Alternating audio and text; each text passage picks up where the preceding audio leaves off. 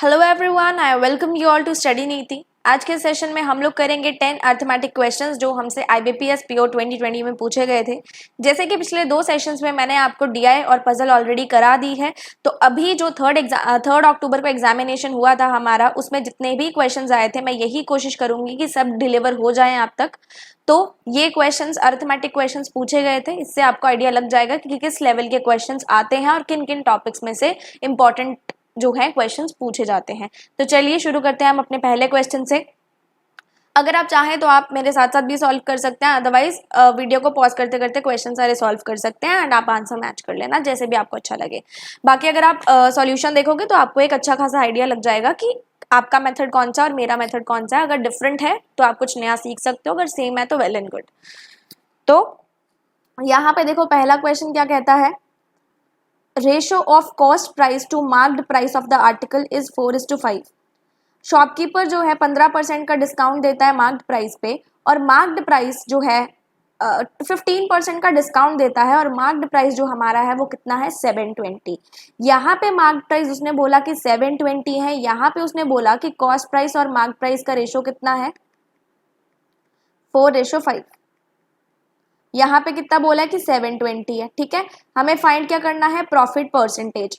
Profit percentage हम कब कैसे फाइंड करते हैं, profit upon cost price into 100। अगर यहाँ पे कुछ भी मेंशन नहीं है कि प्रॉफिट किसके ऊपर कैलकुलेट किया गया है, कॉस्ट प्राइस पे या फिर सेलिंग प्राइस पे, तो हम लोग हमेशा बाय डिफॉल्ट क्या लेते हैं, कॉस्ट प्राइस ही लेते हैं डिनोमिनेटर में। ठीक है, यहाँ पे देखो 5 की वैल्यू आपको दे रखी है 720। 5 से 720 पे जाओगे, कितने से मल्टीप्लाई करोगे? अगर आप 5 से 720 पे जाओगे तो आप कितने से मल्टीप्लाई करोगे, 144 से। या मैं कहूँ 720 को 5 से डिवाइड कर दो, 144 आ जाएगा। अगर इधर 144 से मल्टीप्लाई किया तो इधर भी 144 से मल्टीप्लाई कर दो, कितना आ जाएगा, 576 आ गया। तो कॉस्ट प्राइस हमारे पास 576 आ गया। Cost price 576, marked price 720, discount कितने का है, 15% का। अब जिसको नहीं पता, ये जो मार्क्ड प्राइस होता है ये कौन सा होता है, आप कोई चीज खरीदने जा रहे हो उसके ऊपर एक टैग लगा होगा, राइट। उस टैग पे जो भी प्राइस होता है वो मार्क्ड प्राइस होता है। उस शोरूम के ऊपर आप क्यों गए, क्योंकि वहां पे लिखा था फ्लैट 20% ऑफ, इसलिए आप उस शोरूम पे गए। टैग देखा कितने रुपए का था, 1000 रुपए की चीज थी जो आप खरीदने गए हो, 20% ऑफ, तो वो चीज आपको पड़ी कितने में, घर आप उसको कितने में लेके आए, 800 में। तो यहाँ पे 1000 रुपए क्या है, हमारा मार्क्ड प्राइस है। डिस्काउंट 20% हमने किस पे लगाया है, मार्क्ड प्राइस पे लगाया है, और ये इस इतने प्राइस पे हम लोग इस चीज को घर ले आए। तो अगर हम लोग शॉपकीपर के पॉइंट ऑफ व्यू से सोचे तो इतने प्राइस में उसने हमें चीज सेल भी तो करी ना, इतने प्राइस में उसने हमें चीज सेल करी तभी हम लोग लेके आए। तो अगर हम लोग मार्क्ड प्राइस में से डिस्काउंट हटा देते हैं तो हमें क्या मिल जाता है, सेलिंग प्राइस। अब इसने बोला मार्क्ड प्राइस हमारे पास 720 है, डिस्काउंट हमारे पास 15% है, तो 720 का 15% कैसे करेंगे, देखो सबसे पहले 720 का 10% करो 72, फिर 5% करो इसका आधा 36, कितना आ गया 108। 15% 720 का कितना हो गया 108। तो अगर मैं 720 में से 108 माइनस कर दूंगी तो क्या मेरे पास सेलिंग प्राइस आ जाएगा, क्या मेरे पास सेलिंग प्राइस आ जाएगा। यहाँ पे 1000 रुपये से मैंने 20% ऑफ मतलब 200 रुपये कम किए तो मेरे पास 800 आया ना। तो 720 में से 108 कम करेंगे तो सेलिंग प्राइस आ जाएगा 612। हमारा प्रॉफिट क्या होता है, प्रॉफिट हमारा क्या होता है, selling price minus cost price. Selling price है 612, कॉस्ट प्राइस है 576, ठीक है 576। तो ये कितना आ जाएगा 36 हमारा क्या आ गया, प्रॉफिट आ गया। प्रॉफिट परसेंटेज निकालना है तो क्या करेंगे, प्रॉफिट को कॉस्ट प्राइस से डिवाइड कर देंगे, मल्टीप्लाई किससे कर देंगे 100 से। अब यहाँ पे इसको 18 के टेबल से जाएगा, ये 18 2 जार 36, 18 3 जार 54, 18 2 जार 36, 1/16, और 1/16 हम सबको पता है कितना होता है 6.25 होता है। 1/16 जो भी हम लोग फ्रैक्शंस याद करते हैं, fraction to percentage, percentage to fraction, उसमें 1/16 की वैल्यू कितनी होती है 6.25। अगर नहीं निकालनी आती तो देखो 100 डिवाइडेड बाई 16 था, 4 से कट कर दो 25 डिवाइडेड बाई 4, कितना आ जाएगा 6.25%। ठीक है, डन। आई होप आपको ये क्वेश्चन बहुत अच्छे से समझ में आ गया होगा। चलते हैं नेक्स्ट क्वेश्चन पे, टाइम एंड वर्क का क्वेश्चन। ए और बी टुगेदर काम करते हैं 30 दिनों के लिए, कंप्लीट कर देते हैं 30 दिन में वर्क। बी अकेला 20% काम को 16 दिन में कंप्लीट करता है। अगर 20% काम 16 दिन में कंप्लीट होगा तो 100% काम कितने दिन में कंप्लीट होगा? 16 डिवाइडेड बाई 20 इंटू 100, राइट? कितना आ गया? 80 डेज। तो बी पूरे के पूरे काम को कितने दिनों में पूरा कर देगा? 80 दिन में। 20% उसने हमें दिया, 16 दिन में हुआ। अगर हमें पूरा काम कंप्लीट करना है तो हम लोग 100% की वैल्यू निकालेंगे ना। 100% की वैल्यू आ गई 80। हमें बताना है कि ए जो है 75% वर्क को कितने टाइम में कंप्लीट कर देगा, मतलब यहाँ पे ए का निकालना है। तो जैसे कि हम लोग पहले वाले सेशंस में भी करते आ रहे हैं, यहाँ पे हम लिखते हैं डेज, यहाँ पे हम क्या लिखते होते हैं? Total work. इधर हम लिखते हैं एफिशिएंसी, या फिर वर्क डन पर डे। क्या लिखते हैं? वर्क डन पर डे, मतलब यूनिट ऑफ वर्क। ठीक है, तो टोटल वर्क हम लोग कैसे निकालते हैं? एलसीएम लेके, एलसीएम इसको लो 240 आएगा। अब हमारी जो एफिशिएंसी होती है वो कैसे निकलती है? Total work divided by number of days, मतलब 240 डिवाइडेड बाय 38, 240 डिवाइडेड बाय 8, 3। समझ में आ गया इतना? अगर ए और बी एक दिन में 8 यूनिट बनाते हैं मिलके, 240 यूनिट्स बनानी है, 8 यूनिट ए और बी बनाते हैं एक दिन में, बी बनाता है 3 यूनिट, तो ए कितनी यूनिट बनाएगा? माइनस कर दोगे, 5 यूनिट बनाएगा ना। तो ए एक दिन में कितनी यूनिट बनाएगा? 5 यूनिट बनाएगा। एफिशिएंसी हमें पता चल गई, टोटल वर्क हमें पता है, डेज हमें नहीं पता। क्या डेज निकल जाएंगे? 48, 240 डिवाइड बाई 5, 48 हमारे पास ए के दिन आ गए कि इतने दिन में ए जो है काम कंप्लीट कर देगा। और हमेशा ये ध्यान रखना कि ये जो डेज होते हैं ये कौन से डेज होते हैं? कि जितने दिन में पूरा काम कंप्लीट हो रहा है। ठीक है, तो 100% काम ए कितने दिन में कंप्लीट करेगा? 48 डेज में। 75% कितने में कर देगा? 48 इंटू 3/4। 3/4 क्यों लिया? क्योंकि 75% को हम लोग 3/4 भी लिखते हैं। आंसर कितना आ गया? B, 36 days. आई होप ये क्वेश्चन भी आपको बहुत अच्छे से क्लियर हो गया होगा। Is that all right? चलिए नेक्स्ट क्वेश्चन पे। यहाँ पे हमारे पास कौन सा क्वेश्चन आया? परसेंटेज का। Rahul spends 12% of the salary on transport, 20% shopping पे, 40% हाउस रेंट पे और 50% ऑफ द रिमेनिंग किस पे? एजुकेशन फी पे। हमें बताना है। अच्छा, उसके बाद उसके पास 2800 रुपीज़ बच गए, तो हमें राहुल की सैलरी बतानी है। देखो, जब भी ऐसा क्वेश्चन आ जाए ना तो हमेशा आप एक फ्लो चार्ट बनाओ या फिर कुछ ऐसे चार्ट टाइप बनाओ जिससे आपको हर एक चीज़ क्लियर हो जाए। सैलरी हमेशा किसके बराबर लेंगे हम लोग? 100% के, क्योंकि टोटल वैल्यू निकालनी है ना। देखो, 12% उसने किस पे खर्च दिया? ट्रांसपोर्ट पे। ठीक है, 20% उसने किस पे खर्चा? शॉपिंग पे। 40% उसने किस पे खर्चा? हाउस रेंट पे। अब वो बोल रहा है 50% ऑफ द रिमेनिंग। 100% में से 12%, 20% और 40% ऑलरेडी हम खर्च चुके हैं। मतलब हमने कितने खर्चे? 60 + 12, 72% का खर्चा हम ऑलरेडी कर चुके हैं। हमारे पास रिमेनिंग कितना बचता है? टोटल सैलरी थी 100%, 72% का हम लोग खर्चा कर चुके हैं। कितना बचा हमारे पास? 28%। 28% हमारे पास रिमेनिंग आया। अब उसने बोला इसका जो 50% है वो एजुकेशन फी पे लगा देता है। 28% का 50% कितना हो गया? 14%। 14% सैलरी का वो किस पे लगाता है? एजुकेशन फी पे लगा देता है। अब उसके पास 2800 बचते हैं। अगर 28% में से 14% यूज हो गया तो बचा कितना? 14%। और ये 14% किसके बराबर है? 2800 के। समझ में आ गया फ्लो चार्ट कैसे बनाया मैंने? चार्ट कैसे बनाया है? ठीक है, अगर हमारी 14% की वैल्यू 2800 के बराबर है तो हमारी 100% की वैल्यू कितने के बराबर हो जाएगी? 2800 डिवाइडेड बाय 14 इंटू 100। कितनी आ गई? 20,000। तो 20,000 राहुल की क्या हो गई, सैलरी हो गई। अब यहाँ पे ये क्वेश्चन में आप जरूर ध्यान रखना, कई बार आपको सैलरी मंथ बेस्ड पूछ लेता है, कई बार सैलरी ईयर बेस्ड पूछ लेता है, एनुअली पूछ लेता है। तो अगर ये आपने मान लो मंथ बेस्ड निकाली है और पूछा उसने ईयरली है, तो ध्यान देना आप 20,000 मत टिक करके आओ। अगर उसने एनुअल पूछी है तो फिर आप इसको किससे मल्टीप्लाई कर दोगे, 12 से मल्टीप्लाई कर दोगे, बिकॉज हमारे पास 12 मंथ्स होते हैं एक ईयर में। ठीक है, इस बात का थोड़ा सा ध्यान रखना। अब चलते हैं नेक्स्ट क्वेश्चन पे। यहाँ पे क्या बोला है, ए जो है 8 साल बड़ा है बी से, बी 12 साल छोटा है सी से। अगर तीनों की एज का सम 80 ईयर्स है तो हमें बताना है बी की एज 10 साल बाद कितनी होगी। देखो, जब भी किसी की एज पूछी जाती है ना, तीनों में से जिसकी भी एज पूछी जाए उसको आप लिख दो एक्स हमेशा। ठीक है, एक्स लिख दो। अब उसने बोला ए जो है 8 साल बड़ा है बी से, अगर बी की एज एक्स है, ये मैं प्रेजेंट की बात कर रही हूँ क्योंकि उसने जो है हमें ये अभी की एज का सम दे रखा है। ठीक है, प्रेजेंट का दिया हुआ है तो मैं प्रेजेंट की बात कर रही हूँ। ए 8 साल बड़ा है तो 8 साल बड़ा उसको हमने कर दिया हमने।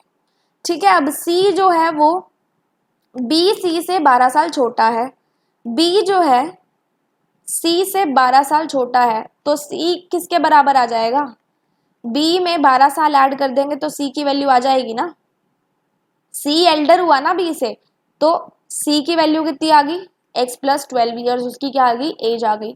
तीनों की एजेस का सम क्या है, 80 है, इस सब को प्लस कर दो 80 आ जाएगा।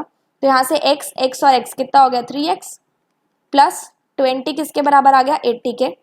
3x equals to 60, x equals to 20, x की वैल्यू 20 आई, मतलब b की प्रेजेंट एज कितनी आ गई, 20। उसने पूछा 10 साल के बाद कितनी होगी, आज से 10 साल बाद उसकी एज कितनी हो जाएगी, 20 प्लस 10 30 ईयर्स, 20 प्लस 10 30 ईयर्स। आई होप ये क्वेश्चन भी आपको बहुत अच्छे से क्लियर होगा क्योंकि बहुत ही सिंपल क्वेश्चन था। ठीक है, चलिए नेक्स्ट क्वेश्चन पे। दो ट्रेन्स हैं जिनकी लेंथ कितनी है, 160 मीटर्स और 140 मीटर्स। ठीक है, लेंथ है उनकी, और ये एक दूसरे के टूवर्ड्स आ रही हैं, मतलब कैसे आ रही हैं, इस तरीके से आ रही हैं पैरेलल ट्रैक पे। पैरेलल ट्रैक का मतलब क्या है, दोनों अलग अलग ट्रैक पे है। अगर ये एक ए ट्रैक पे है तो ये बी ट्रैक पे होगी। ठीक है, इस तरीके से ओवरलैपिंग वाली सिचुएशन।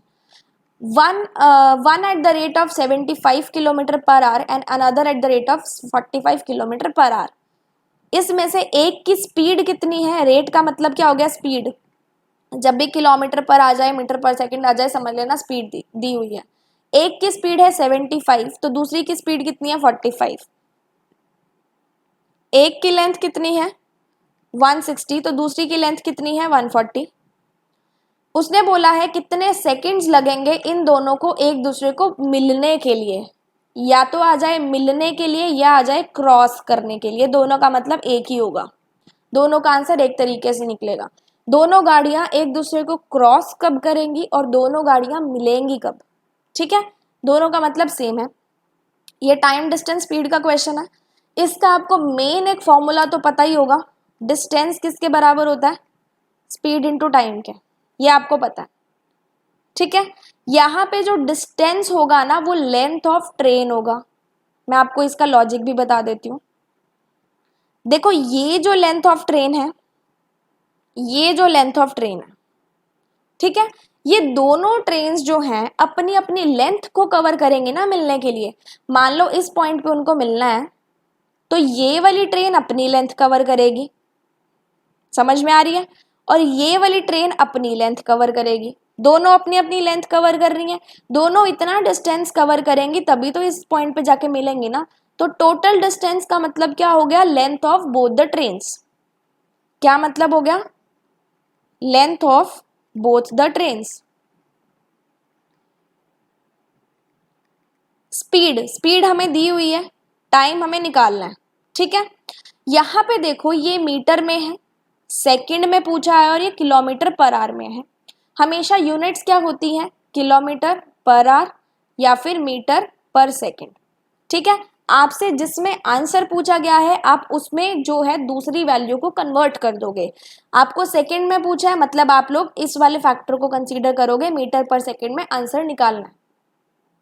यहाँ पे मीटर दिया तो कोई प्रॉब्लम नहीं है, यहाँ पे किलोमीटर पर आवर दिया तो इसको हमें मीटर पर सेकंड में कन्वर्ट करना पड़ेगा। देखो जब भी हमारे पास जो स्पीड होती है वो किलोमीटर पर आवर में गिवन होती है तो मीटर पर सेकंड में कन्वर्ट करने के लिए उसको हमेशा हम लोग 5/18 से मल्टीप्लाई करते हैं। जब भी किलोमीटर पर आवर से मीटर पर सेकंड पे जाना है तो 5/8 से मल्टीप्लाई करते हैं। जब भी मीटर पर सेकंड से किलोमीटर पर आवर पे जाना है तो हमेशा 18/5 से मल्टीप्लाई करते हैं। ठीक है, समझ में आ गई। यहाँ पे हमारे पास स्पीड 75 किलोमीटर पर आवर है, मीटर पर सेकंड में कन्वर्ट करने के लिए 5/18 से और मीटर पर सेकंड में कन्वर्ट करने के लिए 5/18 से। ठीक है, अब यहाँ पे स्पीड देखो, जब भी इसमें दो फॉर्मूलाज होते हैं, कैसा भी क्वेश्चन आ जाए ट्रेन्स का, हमेशा डिस्टेंस जो होगा ना वो length of both the trains हमेशा रहेगा, लेकिन स्पीड में चेंज आएगा। जब भी उसने बोला हो कि ये दोनों ऑपोजिट डायरेक्शन में आ रही हैं तो हमेशा स्पीड ऐड होगी। ठीक है, जब भी ऑपोजिट डायरेक्शन में आ रही है तो स्पीड हमेशा ऐड होगी। जब भी सेम डायरेक्शन में जा रही हैं तो स्पीड हमेशा माइनस होगी दोनों की। ये ऑपोजिट डायरेक्शन था, स्पीड हमने प्लस करी। अगर इस तरीके से दोनों ट्रेन आ रही होती तो स्पीड हम लोग दोनों की माइनस करते, इस तरीके से आ रही होती तो भी दोनों की स्पीड माइनस करते। अब स्पीड उसने बोला प्लस करना है तो 75 + 45 × 5/18 लिख सकती हूँ मैं। समझ में आ रहा है? स्पीड हमने लिख दिया, टाइम हमें नहीं पता, टाइम निकालना है। ये कितना हो गया हमारे पास, 120 हो गया। और हमारे पास length of both the trains कितनी आ गई, 160 + 140, 300 मीटर लेंथ है। 120 × 5/18 हमारे पास स्पीड है, टाइम हमें निकालना है। यहाँ से अगर इसको मैं कैंसल आउट कर दूं 6 के टेबल से तो ये 5 पे जाएगा, ये 2 पे जाएगा, क्योंकि सब चीज़ें मल्टीप्लाई में है तो इक्वल वाले, जैसे इक्वल्स टू है ना, इधर भी अगर मल्टीप्लीकेशन में इधर भी मल्टीप्लीकेशन में तो आपस में ये लोग कट हो सकते हैं। बट अगर एडिशन में है या सब्ट्रैक्शन में है तो कभी भी कट करने की कोशिश मत करना इसको। ठीक है, यहाँ पे ये कितना हो जाएगा 9 और 5 से 5 कैंसिल, तो टाइम कितना आ गया 9 सेकेंड्स। टाइम कितना आ गया 9 seconds. Sorry for this, answer आपका बी है, ये गलती से क्रॉस लग गया यहाँ पे। तो आंसर आपका कितना आ गया 9 सेकेंड्स। आई होप ये वाला क्वेश्चन आपको बहुत अच्छे से क्लियर हो गया होगा। नेक्स्ट क्वेश्चन देख लेते हैं। एक जार है जिसमें 90 लीटर्स मिक्सचर है, मिक्सचर एलिगेशन का क्वेश्चन है ये। 90 लीटर मिक्सचर है किस किस का, मिल्क और वाटर का।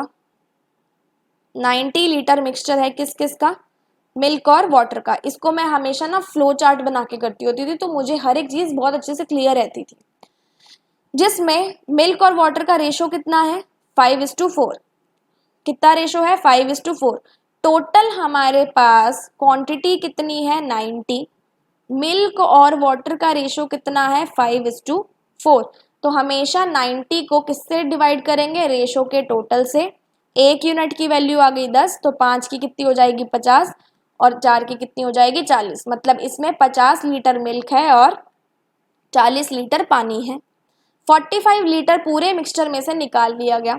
देखो अगर मिक्सचर में मिल्क और वाटर है तो अगर हम मिक्सचर में से 45 लीटर निकालेंगे तो भी तो मिल्क और वाटर के प्रोपोर्शन में निकालेंगे ना, मतलब इस मिक्सचर में से मिल्क भी निकलेगा और वाटर भी निकलेगा।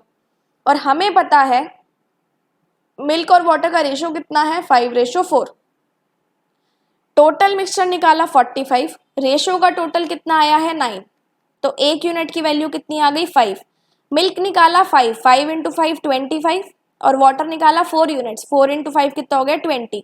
मतलब अगर हमने 45 लीटर का मिक्सचर निकाला है तो उसमें से 25 लीटर हमारे पास क्या निकल गया, मिल्क निकल गया, और 20 लीटर्स क्या निकल गया, वाटर निकल गया। उसके बाद x लीटर्स ऑफ वाटर जो है हमने ऐड कर दिया, सिर्फ और सिर्फ वाटर ऐड किया और कुछ भी ऐड नहीं किया।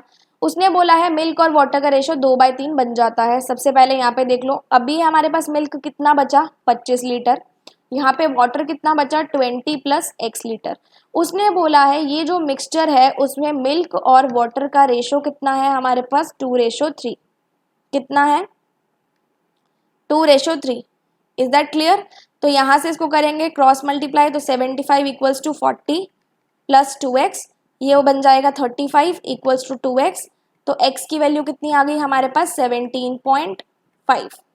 कितनी आ गई 17.5। x की वैल्यू निकालनी थी तो आपका आंसर हो जाएगा ऑप्शन नंबर बी 17.5।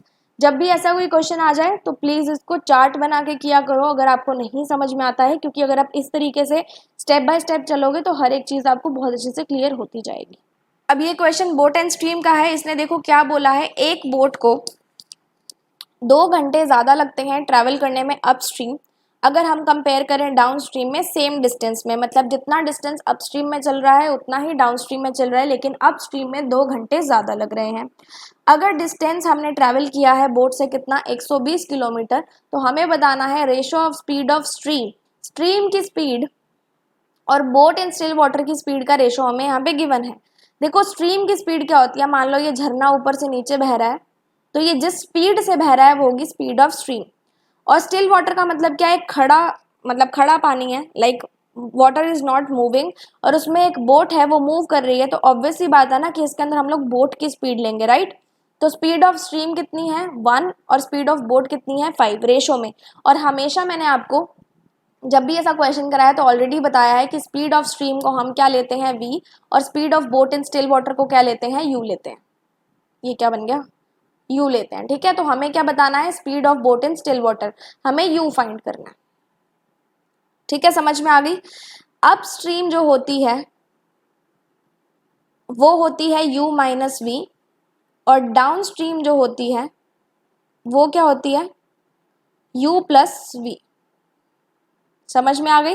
अपस्ट्रीम होती है जो भी बोट की स्पीड है स्टिल वाटर में माइनस स्ट्रीम की स्पीड, और डाउन स्ट्रीम क्या होती है बोट की स्पीड प्लस स्ट्रीम की स्पीड। यहाँ पे देखो टाइम डिस्टेंस एंड स्पीड, और इसमें किस चीज का खेल है, सिर्फ एक ही फॉर्मूला का, जिसमें distance equals to speed into time होता है, राइट। यहाँ पे हमें ये दिया गया है कि 2 घंटे ज्यादा लगे हैं, मतलब आपको टाइम दिया है, तो टाइम किसके बराबर होता है हमेशा, डिस्टेंस अपॉन स्पीड के। अगर मैं बोलूं टाइम ज्यादा किसको लगा, आप बोलोगे अपस्ट्रीम में लगा, तो अपस्ट्रीम में कितना टाइम लगा उसको हम कैसे निकालेंगे, डिस्टेंस अपॉन स्पीड से। डिस्टेंस कवर किया 120, स्पीड कितनी है u माइनस वी,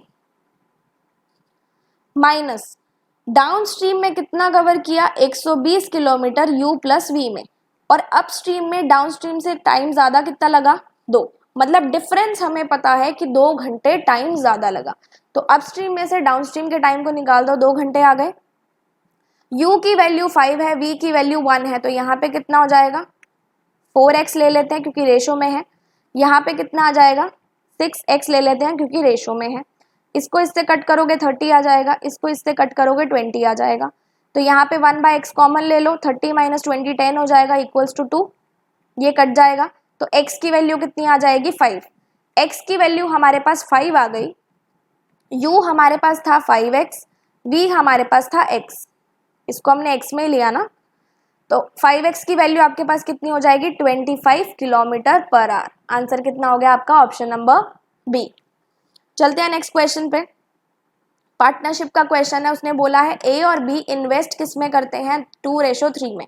यहाँ पे ध्यान रखना इन्वेस्टमेंट जो होती है उसको अगर हम लोग टाइम पीरियड से मल्टीप्लाई कर देते हैं तो हमारे पास निकल के क्या आता है प्रॉफिट शेयरिंग रेशो। इन्वेस्टमेंट को टाइम पीरियड से मल्टीप्लाई कर देते हैं तो प्रॉफिट शेयरिंग रेशो निकल के आता है। ए और बी ने इन्वेस्ट कितने रेशो में किया 2:3 में। पीरियड कौन कौन से थे, इसने x मंथ्स के लिए किया, इसने y मंथ्स के लिए किया। अगर टोटल प्रॉफिट हमारे पास 3500 है, टोटल प्रॉफिट बिजनेस का 3500 है जिसमें ए और बी काम कर रहे हैं, और उसमें से बी का हिस्सा कितना है 1500 का, हमें बताना है x रेशो y की वैल्यू क्या होगी। देखो प्रॉफिट शेयरिंग रेशो जो होता है ना वो जब भी निकलता है ना तो उससे हम लोग प्रॉफिट डिवाइड करते हैं। अगर हमें प्रॉफिट ऑलरेडी दिया हुआ है और बी का शेयर दे रखा है तो 3500 में से अगर 1500 बी ले गया तो ए के हिस्से में कितना आया 2000। इसका रेशो आप निकाल सकते हो, कितना हो जाएगा 4:3। आप बोल सकते हो कि प्रॉफिट शेयरिंग रेशो इनका कितना था 4:3। 3500 को अगर आप लोग 4:3 में डिवाइड करोगे ए और बी में तो आपके पास प्रॉफिट निकल के आ जाएगा। मैंने आपको बोला था ये जो हमेशा होता है क्या होता है प्रॉफिट शेयरिंग रेशो होता है, तो इसको हमेशा रेशो में लेना पड़ता है, राइट। तो अगर मैं बोलूं कि ए का जो भी प्रॉफिट शेयरिंग रेशो था किससे निकलता है इन्वेस्टमेंट इनटू टाइम, बी का जितना भी प्रॉफिट शेयरिंग रेशो था कितना होगा, इन्वेस्टमेंट इनटू टाइम, किसके बराबर है 4:3 के। तो उसने हमें एक्स रेशो वाई पूछा है।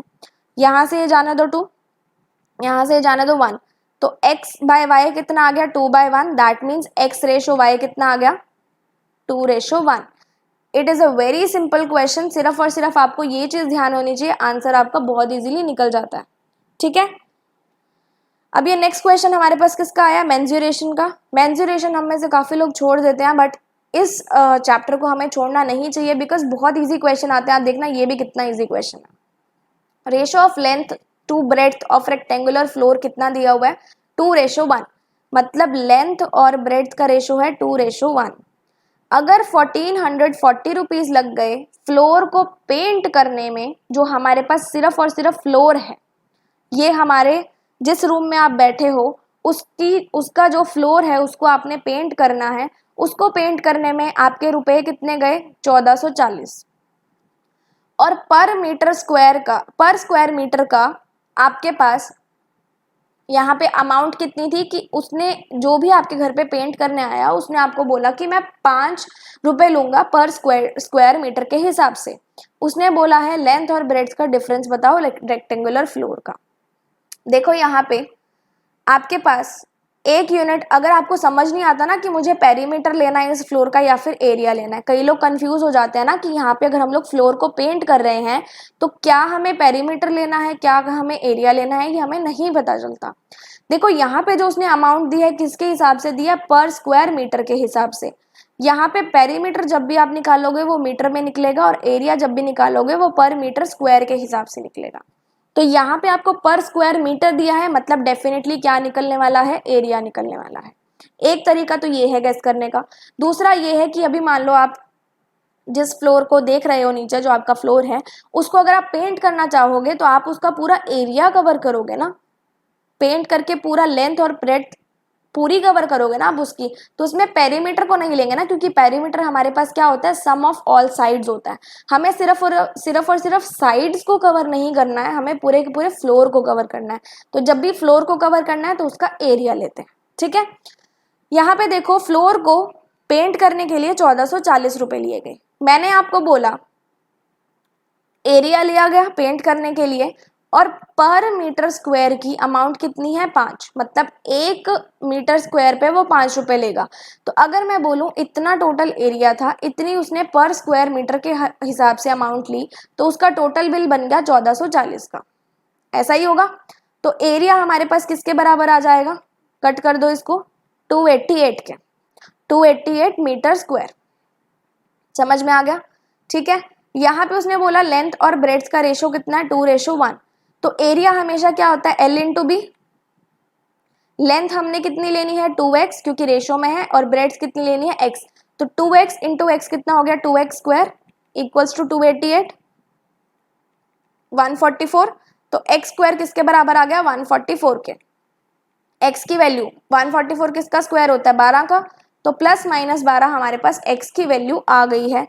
लेकिन यहाँ पे देखो हमेशा हमारे पास जो भी यूनिट होती है एरिया की या फिर लेंथ की वो हमेशा पॉजिटिव होती है, तो नेगेटिव आप यहाँ से हटा दो। उसने बोला था कि आपको लेंथ और ब्रेड्थ का डिफरेंस निकालना है, तो 2x माइनस एक्स मतलब किसकी वैल्यू निकालनी है x की, और x की वैल्यू 12 आ गई, that means option number B आपका आंसर बन गया।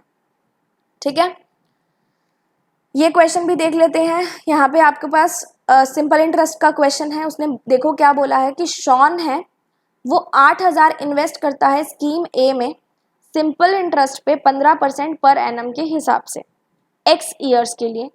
8 साल के बाद शॉन को 17,600 टोटल अमाउंट मिलती है, तो हमें x की वैल्यू बतानी है।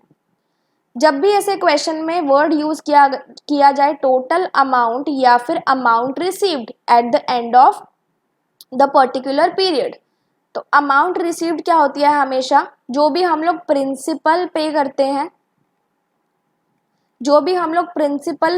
हैं प्लस सिंपल इंटरेस्ट, जो हम लोग स्टार्टिंग में अमाउंट पे करते हैं प्लस उस पर जितना इंटरेस्ट एक्यूमुलेट हुआ वो हम लोग टोटल अमाउंट बोलते हैं। ठीक है, यहाँ पे हमें टोटल अमाउंट रिसीव्ड कितनी बोली गई है 17,600।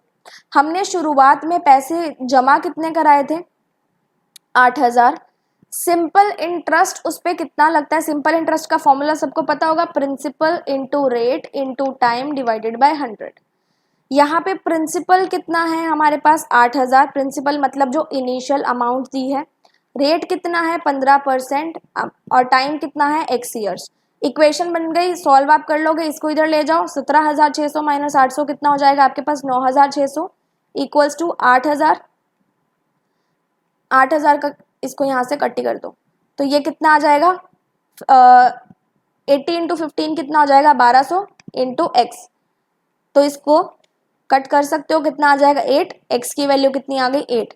दैट मीन्स 8 ईयर्स जो है उसने टोटल मनी अपनी लगाई थी, जिससे उसको इंटरेस्ट टोटल अमाउंट निकल के आई है 17,600। अब देखो इस क्वेश्चन में बहुत ट्रिक खेली गई थी आपके साथ, एक जो कि शायद आपने नोटिस नहीं करी होगी। मैंने आपको इसकी एक्सप्लेनेशन क्यों बताई यहाँ पे, क्योंकि आपको इसका ओवरव्यू पता चल जाए कि इस टाइप के क्वेश्चन को इस तरीके से सॉल्व किया जाता है। लेकिन क्वेश्चन में अगर आपने ध्यान दिया हो, मैंने आपको स्टार्टिंग में इसलिए नहीं बताया क्योंकि मैंने आपको ये चीज़ क्लियर करनी थी। यहाँ पे उसने ऑलरेडी बता दिया आफ्टर 8 ईयर्स उसको इतनी अमाउंट मिली। तो अगर आप खुद समझदार हो तो आपको सीधा सीधा पता चल रहा है कि इस x की वैल्यू कितनी है? 8 ही आएगी। क्यों?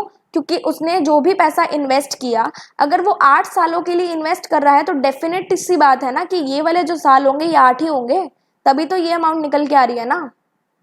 समझ में आ रही है आपको मेरी बात? उसने जब सीधा सीधा बोल ही दिया 8 साल के बाद इतनी अमाउंट बन गई, तो साल निकालो कितने हैं। तो साल तो हमें सीधा सीधा पता चल रहे हैं 8 साल है। लेकिन जिसने इस चीज को कैच कर लिया उसका क्वेश्चन विद इन 1 सेकेंड हो गया, राइट? ये ट्रिक थी इस क्वेश्चन में। लेकिन जिसने इस क्वेश्चन को नहीं बड़ा अच्छे से उसने पूरा सॉल्व किया, उसको 20 सेकेंड लग गए। तो 19 सेकेंड का जो फर्क आया वो आप खुद समझ सकते हो कि कॉस्ट बेनिफिट रेशियो उसका कितना होता है। तो इस क्वेश्चन को या फिर कोई भी क्वेश्चन आ जाए उसको बहुत अच्छे से पढ़ा करो, बहुत ध्यान से पढ़ा करो कि हमारा क्वेश्चन मिनिमम टाइम में कैसे हो सकता है वो हमें पता चल सके। तो यहाँ पे हमने अपने 10 के 10 क्वेश्चन पूरे कंप्लीट कर लिए हैं। आई होप आपको आज का सेशन बहुत पसंद आया होगा। अगर पसंद आए तो लाइक और शेयर जरूर कर देना। एंड इस तरीके के सेशंस और भी आते रहेंगे। अच्छे से प्रैक्टिस करते रहो। Good luck and stay happy.